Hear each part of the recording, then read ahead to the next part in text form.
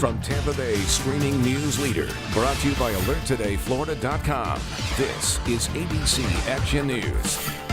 I'm Dee O'Reilly. You'll need sunglasses today. Greg D will have your full forecast coming up. But first, though, want to get to your ABC Action News headlines. A fourth grade teacher won't return to her Pinellas County classroom this year after deputies arrested her yesterday for being armed at Starkey Elementary School. Officials say Betty Soto had a loaded gun and 2 knives in a backpack that she was carrying. Soto is charged with carrying a concealed weapon. Florida's Catholic bishops are pushing Governor DeSantis to step in and stop Bobby Joe Long's execution. The Tampa serial killer is set to die Thursday night. The Florida Conference of Catholic Bishops wants Long's sentence to be commuted to life without parole. Even those who have done great harm have inherent dignity and great worth. And we hope that by staying this execution, choosing life over death, we can end that cycle of violence that continues to be perpetuated. Long admitted to at least 10 murders and dozens of rapes in the Tampa Bay area in the 1980s. There's a new push to raise the age for buying tobacco and e-cigarettes amid a nationwide spike in teen vaping. The U.S. Senate just introduced a bill to raise the age from 18 to 21. Florida lawmakers were working on a similar proposal, but the House Speaker says it won't pass.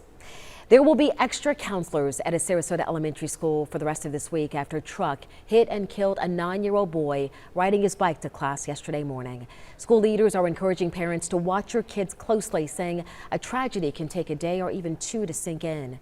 Troopers say Roman Miller was in the crosswalk when the truck hit him. His older sister watched it all happen. A 5th grader shouldn't have to sit there and say, I couldn't fix it. No one should have to go through that ever in life. Troopers say the driver claims she didn't see Roman in the crosswalk after stopping at a stop sign. She is not facing any charges at this time. I'm going to check in now with Greg D for your forecast. And yeah, we're working up through a lot of sunshine today, so our temperatures are going to stay in the upper 80s to around 90 throughout much of the afternoon. There's an outside chance of a brief pop-up, though you see the rain chances 10% or less for much of the afternoon. Even the evening is going to stay warm with temperatures in the 80s.